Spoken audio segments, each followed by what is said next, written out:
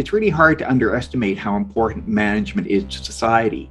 It's kind of a vague term. I mean, management covers a whole lot of different things, but nonetheless, I think from a nation building point of view, we should be very concerned about the fact of, do we have strong management in the nation, and is it continually getting better? I'll just, by the way, give you a little historical parallel. Back in the 60s, America dominated automotive manufacturing. And the question for Japan was, well, will we be able to compete with the Americans? And initially they couldn't. But they realized Americans are not managing quality of manufacturing very well.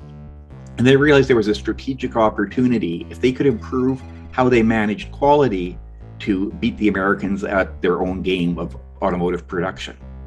And so for many years, they were very successful and had an advantage around organizations around the world, because they managed to make progress in quality of management, or quality management, not quality of management, but the quality management.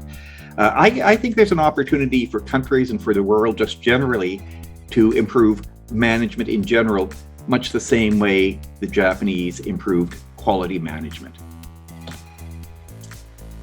Now, if we look at science and engineering disciplines, so for example, aviation, it's really extraordinary how much progress has been made if you look over the past 30, 40, 50 years. And if you were to say to an aerospace engineer, gosh, are airplanes now, today, better than 30 years ago? It seems like a ridiculous question. Airplanes are better in so many ways. There has been so much progress. And if you look at any other field that you're familiar with, if you look at medicine, if you look at things like microscopy, electron microscopes and so on, if you look at work in biochemistry, if you look at television sets, if you look at software programming, all those areas we've seen very substantial improvements. So that leads us to our own profession and maybe our own discipline, which is that of management. And then we say, well, has management really gotten better over the past 30, 40, 50 years? And really one of the impetuses for me writing this book and kind of tackling this question is I had a meeting with Henry Mintzberg. Henry Mintzberg works at McGill University. He's Canada's foremost professor of management. He's been working at this more than 40 years, I think. And I did ask him, I said, so Henry, you've been working for 40 years trying to make management more effective, developing new theories. Is management any better than it was 40 years ago? He says, oh no, David, it's much worse.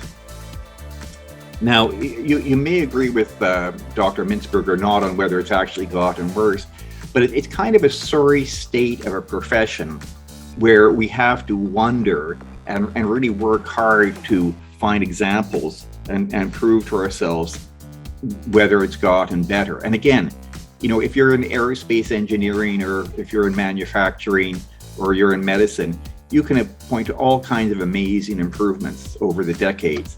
And here we are as management thinkers, and it's just really not clear. And as we started out saying, this really matters to society. It's really important that management is getting better. So, I spent a long time thinking about, well, what is it? Why is it that in these other areas we've made progress, but we haven't made very visible progress in the science of management?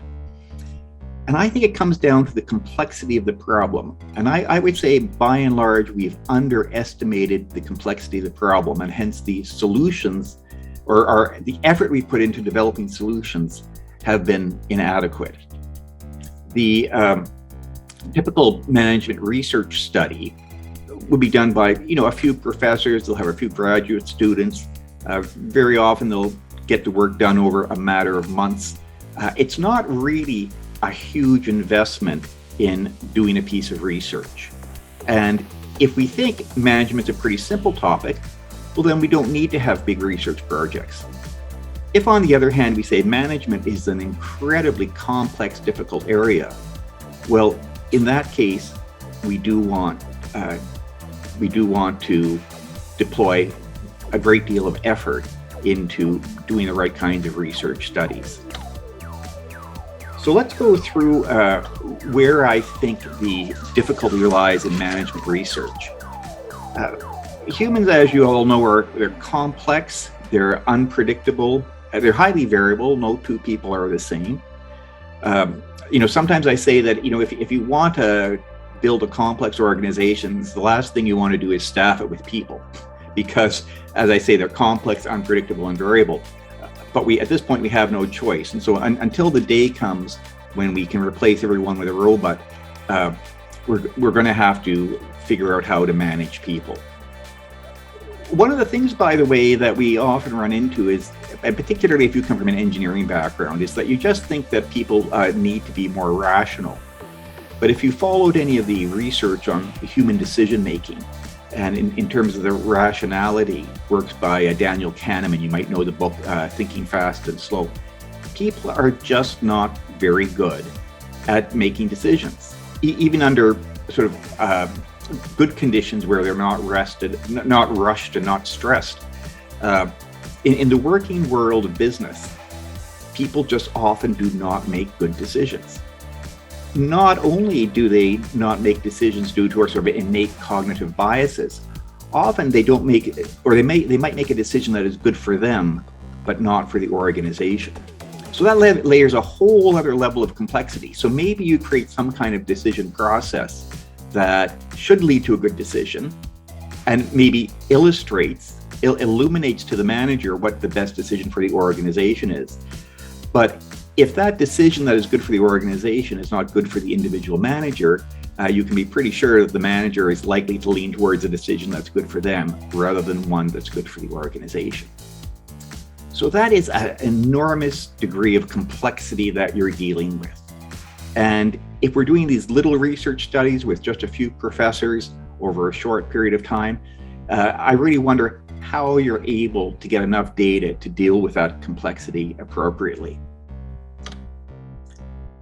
Another issue is that even if humans were less complex, unpredictable, and variable, even if they were more standard, as soon as you get a group of humans or any kind of group in an organization, you start creating system dynamics that can make the problem even more complicated.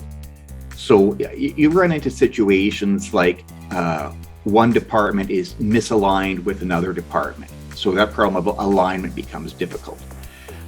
If you studied any system dynamics, and some of you may remember or have heard of a book that came out in the 1990s, I think it was by Peter Senge. It was called The Fifth Discipline. And he was from MIT. And he wrote about feedback loops that are not very obvious to people. So that when you're in an organization, you may do something that has a short-term payoff, but that down the road, it starts backfiring. But all people notice is that in the short term, it works. So just for example, in human resources, we might imagine, you might say, well, I want to get better performance. I'm going to be really tough on employees and really push them harder and harder to get more results. And you might do that and find that, in the short term, that works. I went out and I yelled at everybody in the office and they all buckled down and worked harder. That's great. Later on, of course, it lowers morale, it creates resentment, people will hide from the manager because they don't want to get yelled at. All these other factors that end up lowering productivity. But all the manager remembers is the last time I had a problem with productivity, I yelled at people and things improved. So we have these feedback effects that happen over a long period of time that create a complexity that makes it hard to make the good decisions. So we've already got two very complex factors, and in a way, it's no wonder if you said to someone just on the face of it, we want you to create a science of management, and to do so, you need to really understand humans and all their complexities, and you need to understand organizations in all their complexity and the additional factors it introduces when you're getting large groups of people to work together. No wonder it's very hard to do so.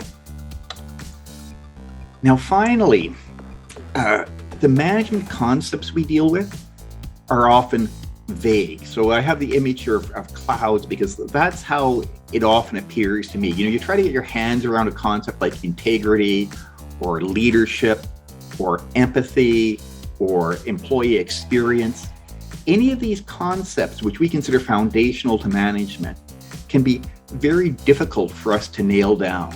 They can be very difficult to measure in any precise way. Another problem you find is that if you take, say, a topic like teamwork and you look at the academic literature on it, you find everybody defines it and measures it a different way. So, you can look at a bunch of research studies to try to figure out, what should I be doing to get the best out of a team? But it's hard to pull them together into any sort of consistent body of knowledge because they all use different definitions of leadership or teamwork. And so this is why I think it can be so incredibly difficult for a science of management to make progress. We simply are not equipped to deal with how complex humans are, how complex groups of humans are, in other words, organizations, and about how vague our terms are in management, how we haven't really nailed down precise definitions. And in fact, our attempts to nail down precise definitions often are not fruitful. These things we're dealing with are not like atoms, which actually do fit in a nice, tidy box or definition. The things we're dealing with genuinely are wispy like clouds. And so that creates yet another reason why management science has struggled to progress. Maybe my main mission, one of the main things I want to get across to the world and to those of you sitting here today, is that management is such a complex topic that we have made little progress. And we need to admit this before we correct it. So you might be hoping that, okay, David has identified there's a problem with management science, and we hope by the end of this short webinar, he'll give us the 3 things we need to do to fix it, and then we can go and fix it, and everything will progress, and pretty soon we'll be having the equivalent of moon rockets within the world of science, or within the world of management science. But what I'm saying is that we know that it's just not that easy. We know that there are lots of bright people who work very hard to try to make a science of management better, and collectively, we've made very little progress over decades of time. So we know the solution is not going to be simple. And we know that our current methods of doing this research, and I'll write a book, and a consulting company will do some study, and a professor will do some research on their own. And what I think we have to admit is that what we're doing now isn't working very well. We're just not making significant progress despite the effort we put in.